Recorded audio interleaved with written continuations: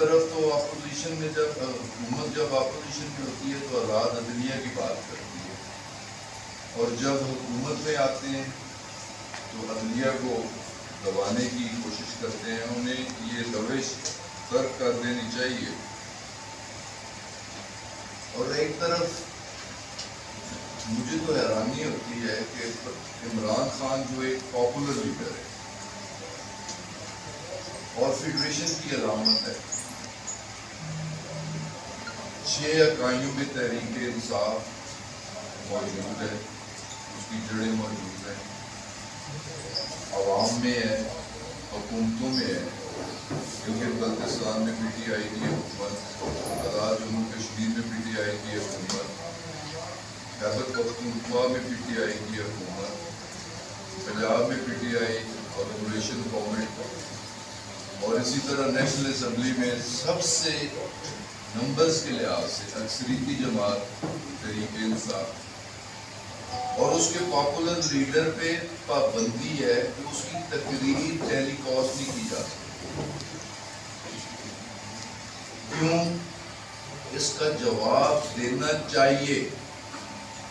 اس کا اور کورٹ کو ایک جواب دیا گیا ہے، کورٹ کی باقاعدہ ایک پروسیڈنگز ہیں جس سے کورٹ مطمئن نہیں ہوئی، اور کورٹ نے ایڈجرنمنٹ کی دی اور فریش ریپلائی کے لیے کہا. تو یقیناً کورٹ کی سیٹسفیکشن کے لیے فریش ریپلائی بھی دیا جائے گا نیکسٹ ڈیٹ آف ہیئرنگ. لیکن کیسوں کی نوعیت دیکھ کے ڈسکوالیفیکیشن بنتی ہے. اس بات پہ میں لائر نہیں، میں ایک ایسا لیڈر جو دیانتدار بھی ہے، ایک ایسا لیڈر جو محب وطن بھی ہے، اس کے خلاف توہین عدالت کا کیس بنا کے اسے ڈسکوالیفائی کرنا، جس پہ دیار غیر میں بیٹھے ہوئے 90 لاکھ اوورسیز پاکستانی اس کا بھرپور اعتماد بھی ہے. 1 گھنٹے کی ٹیلی کیا جائے گا. جنہوں نے در حقیقت مسلم لیگی ایم این اے اور ایم پی اے گنڈے بلا کے پنجاب ہاؤس میں ٹھہرا کے سرکاری کھانے کھلوا کے سپریم کورٹ پر فزیکلی حملہ کیا.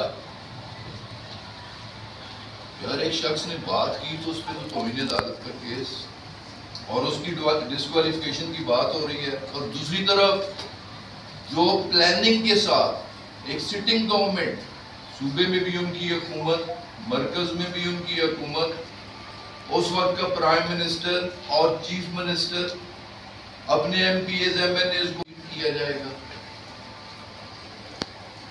جنہوں نے در حقیقت مسلم لیگی ایم این اے اور ایم پی اے گنڈے بلا کے پنجاب ہاؤس میں ٹھہرا کے سرکاری کھانے کھلوا کے سپریم کورٹ پر فزیکلی حملہ کیا.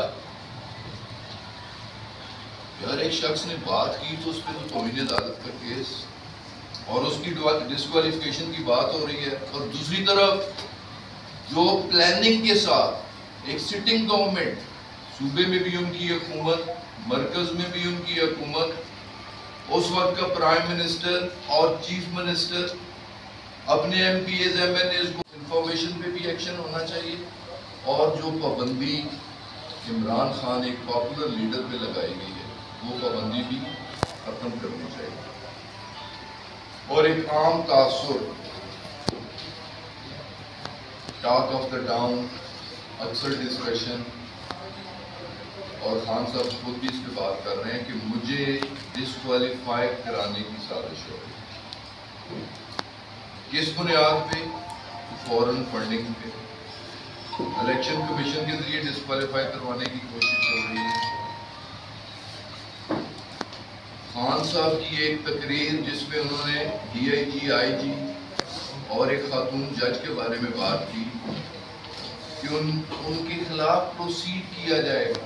اس پہ ٹیررسٹ ایکٹ بھی لگا دیا جاتا ہے، توہین عدالت کا کیس بھی بنا دیا جاتا ہے، اور انہیں اب ان کی پیشیاں بھی ہو رہی ہیں. 12 سپٹمبر کو ان سے جواب طلبی بھی کی گئی. لیکن سوچنے کی بات، اور یہ بھی میرا سوال ہے آپ کی بساطت سے، کہ جن لوگوں نے جو اصل دہشت گرد ہیں، جن کے دور میں دہشت گردی کو پرموشن ملی، پروٹیکشن ملی، جنہوں نے اپنے دور پہ جتنی دہشت گردی پاکستان میں ہوئی، انڈیا اور را کو کبھی، موساد کو کبھی کنڈیم نہیں کیا. اور سب سے بڑی بات کہ ایک کرمینل، ایک ایبسکونڈر شخص جو بغیر بیٹھا ہوا بھی پاکستان کے خلاف سازشیں کر رہا ہے، جس کے تمام تر روابط پاکستان کے دشمنوں کے ساتھ موجود ہے، اس کا ایویڈنس موجود ہے. ڈائریکٹ